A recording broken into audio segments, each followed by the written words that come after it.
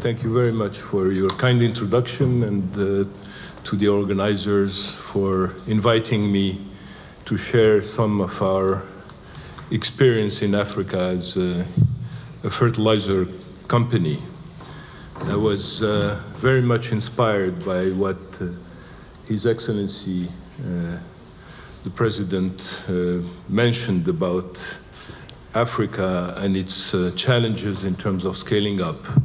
And I have to say, I share a lot of his views and his outlook. You've asked me to speak about scaling up in the context of agriculture and why fertilizers. Well, we really believe from our experience in the recent years that Africa is finally embarking on a true green revolution. Agricultural development should have been a priority a long time ago in Africa, but it is happening. It's never too late. And as you know, any green revolution is policy-based first and includes fertilizer as an input, as a key input. Experiences in India, Brazil clearly show that, and OCP had been part 60 years ago of the green revolution in India. But before talking about scaling up something, and in the spirit of what the President said, I'll tell you what needs to be scaled down. This is what needs to be scaled down. I think the President mentioned that our economic models in Africa are very much extractive in nature, and OCP is, you can think of these, I'm not going to point fingers at others, but you can think of these as phosphate rocks. So as you mentioned, Morocco holds more than 50% of phosphate reserves. When you extract them, they look very much like this. And for almost a century, our business was simply to export them, to export the rock as a raw product, as a primary material, to fertilizer producers who manufactured fertilizers outside Africa on the basis of these raw products. So this is very much about us. So this is what I mentioned. Africa was the primary provider of basic phosphates for the rest of the world to manufacture fertilizers, and then Africa would import the finished product, very often on the basis of its own raw materials, as fertilizers for the African farmer. So it is not surprising that uptake of fertilizer use in Africa was very, very small, simply because that fertilizer coming back, having been manufactured elsewhere, was very expensive. Actually, we saw prices, and we still see prices of fertilizers in Africa that are 3-4 times world prices, simply because of the waste in logistics and this economic situation. That's what we tried to reverse, starting about 10 years ago at OCP, starting with our own needs in Morocco, as Morocco was part of having to import finished fertilizer because we didn't produce them. So what we did at OCP, and these are the consequences, by the way. You see, Africa's use of fertilizer is way below world average, is still below the Abuja target set about 10 years ago by heads of states in the fertilizer summit in Abuja. It's very low, and it has consequences in terms of agricultural productivity. So what we've embarked on, again, about 10 years ago, is try to reverse that trend by investing massively, first in Morocco, into fertilizer plants. So not exporting rock, but processing in the country. And what you see down there is,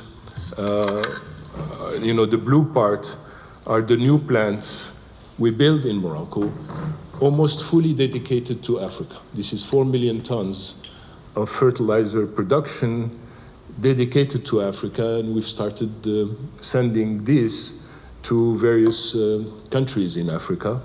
We also lack the other natural resource that is in the basis of fertilizer, which is nitrogen. And so therefore we've looked, and we are looking now at developing plants elsewhere closer to the markets in Africa, most notably in Ethiopia, in Nigeria, which are gas rich. Well, Ethiopia is not, but it has gas reserves that it has dedicated to fertilizer production because it doesn't need it for electricity. It's a lot of hydropower. And why not in Ghana in terms of the new finds in terms of gas? So it is key to be able to produce the fertilizers in Africa for the African farmer. Why is it key? It is key for two reasons, and this is what the illustration of what I said. Now, 75% of the fertilizers used in Africa are produced in Africa. A lot of them are produced in Morocco, but quite a few also are produced elsewhere by blending operations. I mentioned the Green Revolution. What has been the impact of that capacity to produce obviously cheaper fertilizers? Simply, they're the same fertilizer for part of them, but they're cheaper because they are manufactured locally. We also are capable of customizing fertilizer because we can produce them, we control the production. We do not have to import in Africa fertilizers that are manufactured elsewhere and that are obviously adapted to other conditions.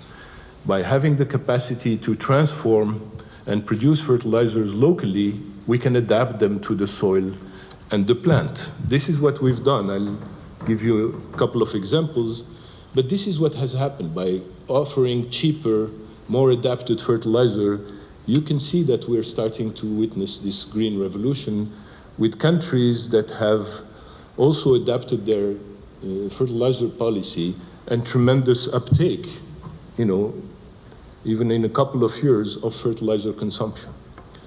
I mentioned the adaptation. Well, for those of you who can be skeptical and say, is it really happening? This exponential growth, I would just like to remind all of us that Africa has already seen, maybe not a green revolution, but another type of revolution, mobile revolution, which, if we're honest with each other, surprised everybody. I remember this was my previous life as a telecom regulator and then working at the World Bank trying to liberalize and introduce investments in mobile operations in Africa. When I met with European and other type of CEOs of telecom companies, Africa was off the map. And, they would very politely at the end of the conversation invite me to speak to the corporate social responsibility head of the, and say, Africa, mobile, you must be kidding. Well, what happened, if we're honest, surprised everybody. What happened is local entrepreneurs, the likes of Mo Ibrahim and others, decided there was pent-up demand, decided there is a need for mobile services, and decided that it was worth investing and trusted Africa. They also had to adapt, and this is what didn't happen elsewhere and why probably others were reluctant. They adapted their business model. They innovated in terms of business model. They decided that postpaid was not the norm and you can have prepaid services, and 95% of your customers can be prepaid. It's okay. Other innovations that are, again, to be honest, we talk about Apple Pay today. Apple Pay was invented in Kenya more than 15 years ago. Mobile payments were invented by necessity. So that in Kenya, simply as a way to send money through airtime using your mobile. So that innovation, that capacity to adapt business model is key really to see this kind of growth, again, that surprises everybody if we're honest. This is really what's happening in Africa. Agriculture is going to be different from mobile, in that we can think of it as scaling up, economic growth, and by the way, inclusive economic growth. When we talk about agriculture, it is inclusive. It is also, in terms of gender, surprisingly very inclusive also, because the farmers in Africa are predominantly women farmers. So, and when you talk about food security in Africa, it's immediately a negative connotation. We think of Africa too often as the locus of food security problems. Well, Africa, and if you look closely at these figures, is going to be the solution for global food security, not the problem. If you think of arable land per capita decreasing over the next 20, 30 years significantly, if you think that 60% of remaining arable land globally, unused arable land, is in Africa, and if you look at, talking about scale, here's Africa, you know very well that Africa is going to have to play a positive role, is going to be the solution for global food security sooner or later. So, this is what really we're about. I mentioned, and I'll finish on this very briefly, that this is not business as usual in terms of fertilizer. To adapt the fertilizer, we do soil fertility maps. This is Ivory Coast, I think. We have done it in many countries. Then we do soil testing. Then we adapt the formula of the fertilizer, and then the capacity to produce them is key, because then you can really customize the fertilizer. We're very close to the farmer. There's this caravan that, we have tens of them going around and being, showing what, getting these soil samples from farmers and adapting the fertilizer. Here's what we've done over the past 6 years, along with the Agricultural Transformation Agency in Ethiopia and a lot of scientists, which is, adapt the fertilizer to what the soil fertility map was telling us, and do field tests to show concretely the difference. You can see the difference. The traditional fertilizer, imported DAP, is on the bottom right, and the one we've adapted is there. But more importantly, that new customized fertilizer is almost 40% cheaper to the farmer. Okay, so this is Ethiopia. I think, the president of Ghana has left, but this is what we were doing in Ghana. This is rice production. Again, the standard fertilizer imported, the locally blended and manufactured fertilizer. Cheaper, more yield. So, I just want to finish on one particular note, since we're in a higher education setting. What the president mentioned in terms of ecosystem, this does not happen because you just focus on agriculture. To get the scaling up, that is the theme of the conference, you need to think in terms of ecosystem. Just to tell you that amongst the many things we've ended up investing in as we are going forward with this adventure is a university. You being able to train talent and to adapt talent to local conditions and have them really be the owners of this innovation. We ended up building what started as a corporate university and ended up a full-fledged university. Mr. Terrab, thank you very much for your informative presentation. And I suppose here I need to disclose that I'm a farmer's daughter. So the agricultural side of the African equation is very, very close to my heart. But before we go in there, I want to bring North Africa into the equation. We've had two representatives from Morocco on the stage today, and earlier I spoke of the impact that a channel like CNBC Africa has had on communication across the African continent. And I said we broadcast from East, from Southern Africa, and from West Africa. Now, MENA, Middle East and North Africa, why have we got this segregation, and should we start changing it right here on the stage today? Why? Well, first, I really agree with you that this this is a historic mistake. Many institutions, whether they are public, multilateral agencies, DFIs, and even multinational private companies or public companies that operate worldwide, have this basic lumping of regions, and you have sub-Saharan Africa, and North Africa is part of MENA, Middle East, North Africa. Well, it is a massive mistake, in my opinion. Historically, it's a historic mistake. It is don't get me talking about why, but I think the president mentioned the political economy of colonization, etc. But I think it's a historic mistake that is now being corrected. So on the stage today, we're going to start rebranding the African continent and pull North Africa into sub-Saharan Africa. We're going to have to come up with an acronym, but we'll address that later in the conference. So we've got Slido, which is the digital application, and Mr. Terrab spoke about the mobile revolution and what that has done for financial inclusion across the African continent. I want to now do a little bit of multitasking and bring in those questions, reminding you that if you want to give weight to any of the questions that have been put forward for this session, you can vote for the questions.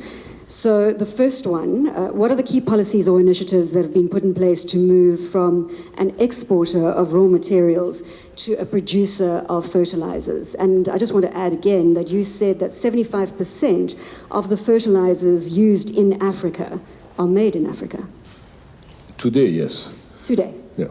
Well, there were not really policies in terms of deciding that we, and this was very much a strategic, a corporate strategy, deciding that there was more value added in producing fertilizers as opposed to just exporting the raw material, was very much a corporate strategic decision, which I have to say was a tough decision, because a lot of our advisors, strategic advisors, and at the time, just to be clear, I'm not mentioning there was not the Boston Consulting Group, had advised us not to do so, had advised us to stick to what they called our core business, and that we were going to lose our soul by going downstream and doing what others are doing, that we should focus on just continuing to provide raw material to our clients. And on top of that, that we would end up very awkwardly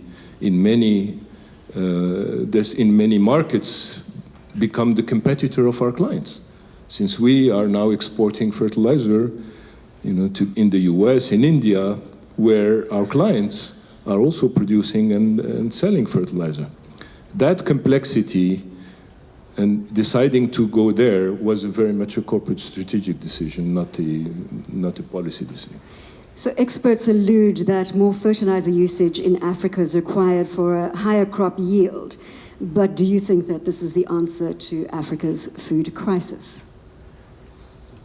Well, it's not the answer, but it's very much part of the answer. And what we've seen in previous green revolutions, again in India and elsewhere, is that with the right fertilizer policies and the right willingness to produce fertilizers and adapt them, then the smallholder farmer immediately benefits. You've seen the change in productivity. Imagine what that does to a smallholder farmer. It takes them out of poverty immediately, and they even can have an ability to sell some of their crops. So whether it is the solution or the answer, I don't think so. There are many other ingredients, but it certainly is part of the solution. I also want to go back to what you said in your speech earlier, and that was that Africa could play a crucial role in becoming, and I'll use my terminology here, but the bread basket of the world. Do you believe that could become a reality, that we can move from largely subsistence farming to becoming the bread basket of the world? Well, even if I did not believe in it, it is a necessity. If you look at the figures, and it's surprising how little attention this is given in terms of, if we really do the math, so to speak, and look forward, even just 2050, year 2050, there is no choice but for Africa to contribute to feeding the rest of the world. Now, unfortunately, the attention that gets is only when there is some kind of food crisis, like in 2008. Then you have international institutions, starting to beef up their agricultural department all of a sudden, etc. But to be honest, many of the DFIs have not paid enough attention to the agricultural sector. They've thought that Africa would grow just, through infrastructure and things like that. Well, there's no industrialization in the world that hadn't started with the Green Revolution historically. So whether it is by necessity that it's gonna happen. Now, let me just say a word about what may be in many people's mind is the land grab situation. The land grab situation, or extensive, intensive agriculture, is not, it may be part of the solution, but cannot be a full part of the solution. In Africa, it is a matter of bringing those kind of resources to the smallholder farmer. It is key in terms of land structure and land ownership structure. There is no other choice. I think it's very important at this point to allude to the African Development Bank. The current president of the African Development Bank, Akinwumi Adesina, was previously the agriculture minister of Nigeria, and he firmly believes that Africa can be the breadbasket of the world. He's got the high five agenda, which he is driving very hard with policymakers, such as the president of Ghana that we spoke to earlier, across the African continent. And those 5 high fives are Feed Africa, Light Up and Power Africa, Industrialize Africa, Integrate Africa, and improve the quality of the lives of all Africans. So it's all working in tandem. And as long as we've got leadership putting agriculture at the top of the agenda, then we certainly are going to make inroads. 2 weeks ago, I was in Singapore with the global CEO of Olam, one of the biggest players in agriculture globally. And he mentioned the health revolution, the organic focus. What is your response when people speak to you about the vagaries, the perceived vagaries of fertilizers in the health revolution and the organic revolution that we're seeing globally? Well, this is a complicated topic because, what is called organic is not standard by any chance, by any stretch of the imagination. Let me start with the top-down figure. If we decided to do away with fertilizer, and people think fertilizer non-organic, which is not true. A lot of the fertilizers are organic. Exactly. That's why I said the perception, it's a perception. Can't become the reality. But if we went with that perception and decided let's do away with fertilizer, we would produce only 60% of what we produce today globally. So imagine moving forward again with the challenges I mentioned, with arable land per capita diminishing. Now, the reason fertilizer are associated with this debate over environment, etc., is simply overuse and non-adaptation of fertilizer. So if you're using a standard fertilizer, and 60% of the fertilizers used in the world are a standard, unique formula, which is not adapted to conditions because it is a push situation. I know how to produce this kind of fertilizer, and it's a take it or leave it. Well, it necessarily has nutrients that are not fully absorbed when you apply fertilizer by the plant and the soil, and that could run off in the water table and create some of these environmental damages. This is why adapting fertilizers from the outset to ensure that we're providing the farmer with just the right amount of nutrients, which is, by the way, cheaper also for them, is also environmentally responsible. think it's very important to point out in the research that I did on the OCP group that by 2028, 100% of all your energy needs will be from clean energy. Yes, renewable. Renewable, Actually, exactly, clean renewable energy. Today it's already 75%, I think. So climate agenda is at the forefront of the OCP group? Yes, I know you don't like also these kind of cliches, but the circular economy is very much part of our strategy. We use renewable energy and locally, fatal energy, so to speak, for 75% of our needs today, going to 100%.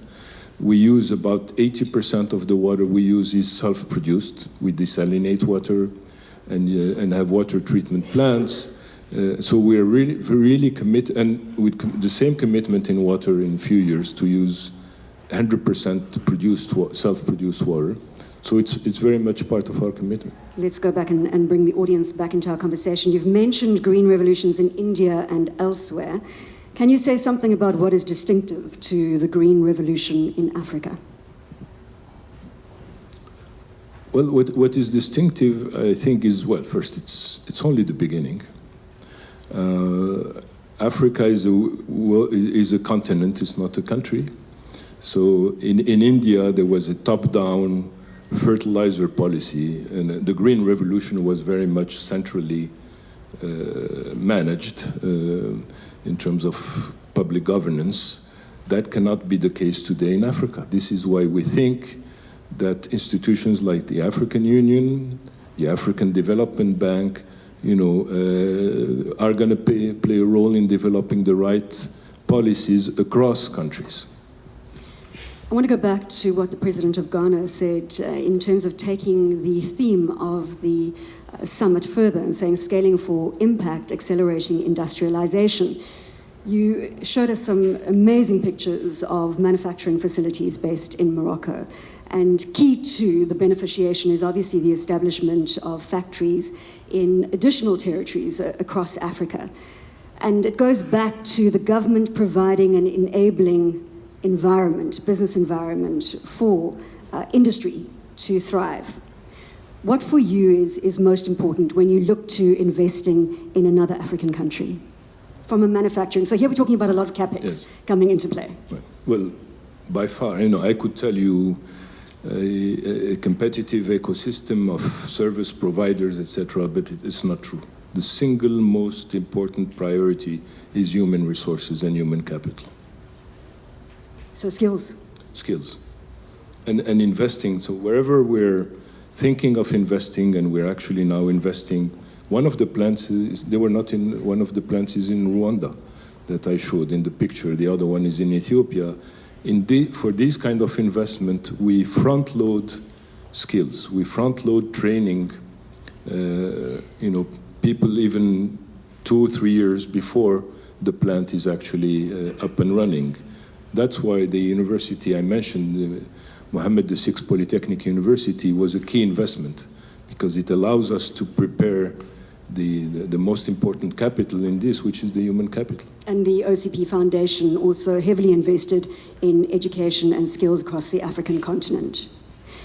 What about policy certainty? Because we again heard from the President of Ghana that there is renewed optimism among the leaders across Africa, especially under the leadership of President Kagame as chair of the African Union, that you are seeing better collaboration between the private and public sectors. Is that true? Well, that's very much the case in most of the countries under the leadership that he mentioned. He mentioned, I think, Rwanda, Nigeria, Ivory Coast, etc. These are countries where governments and public servants are keen, understand the role of the rule of law to encourage businesses and investment. And we have we have dialogues, we have very great stories there in all the countries he mentioned, by the way, including his. the Axel Awards just a moment ago, celebrating entrepreneurship and what can be done for the African continent. Many saying that a lot of Africa's challenges will be solved by the next African sitting in a small room or a garage, so like the likes of the Zuckerbergs on the global stage, the Mark Shuttleworths, etc., will come from Africa. The key to creating an enabling environment for entrepreneurs, and particularly, I suppose, so in your field, would be the small farmers out there and how you can help them to create viable businesses. That's true, but I think this is where we should not think in terms of other situations when we want to imagine what can happen in Africa, because this is where scale is important.